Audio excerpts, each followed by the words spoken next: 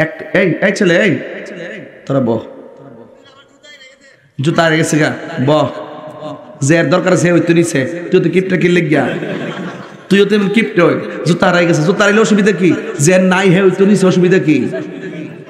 বহ, 2000 টাকা জুতা দান করস না কিছু, জানে মালে নবীরে ভালোবাস, আইসা তো রুসের মধ্যে কাঙ্গাল কিছু আছে, গরিব এতিম মিসকিন, আইসিয়ান হ্যাঁ জুতা নাই, শীতের দিন হয়তো তোর জুতার নিচে এলাকি তোর কান্দন লাগবো, তোর কান্দন লাগবো উন্ডে বহ, আর কথা কইস না, সরম ইত্যা কইস না, বহ, তুই সরল মনে সাইরা দেস না, আল্লাহ তোর লেগার 10 জোর মিলাই দিব।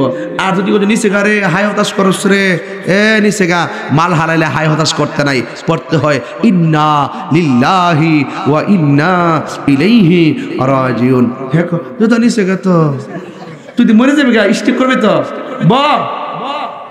বস না, কথা আছে ওদের হার রয়েছে, একটু বসো না, ওই যে ভিতরে বসো না, অসুবিধা কি, বসো বসো, তুমি একটু বসো, শুনেন জুতা নিচে খাইনে দিতেছে, আর কি তারে তোর কথা কিতা কইতাম, আমি একবার ঢাকা যখন লাইটে খজরের নামাজ পড়াইতাম গেছি, কইছি আজকের ঢাকা তো ঢাকা ওয়াজ করতে মেবে, আজকে রাত নেই, আজকে রাতের বেলায় যারা এসেছেন 3 ধরনের মানুষের দোয়া আল্লাহ কবুল করবে না। এক দল যারা জিনা করেছে, 2 দল যারা মা বাবার মনে কষ্ট দিয়েছে, 3 দল যারা 3 ধরনের মানুষ যারা চুরি করে। এইভাবে ওয়াজ করে আমি মসজিদ থেকে বের হয়ে দেখলাম আমার 7000 টাকা দামের অ্যাপেক্স জুতাগুলা নিয়ে গেছে।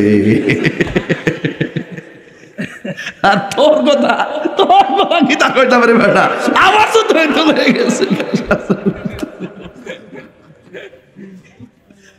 আল্লাহর দরবারে বহুত চিনির অভাবে আসে, এই অভাবগুলোর অভাব সালাম হিসাব পূরণ করে দে, কথা ঠিক না ঠিক, তুই হেরা মাফ করে দে, আমিন ক, হেরা মাফ করে দেস না, দিছে যা দাবি ছেড়ে দিস। তুই যদি রাগ করস তুইলে হের অবস্থা ভয়াবহ হয়ে যাবো বাবা রে, মাফ করে দে।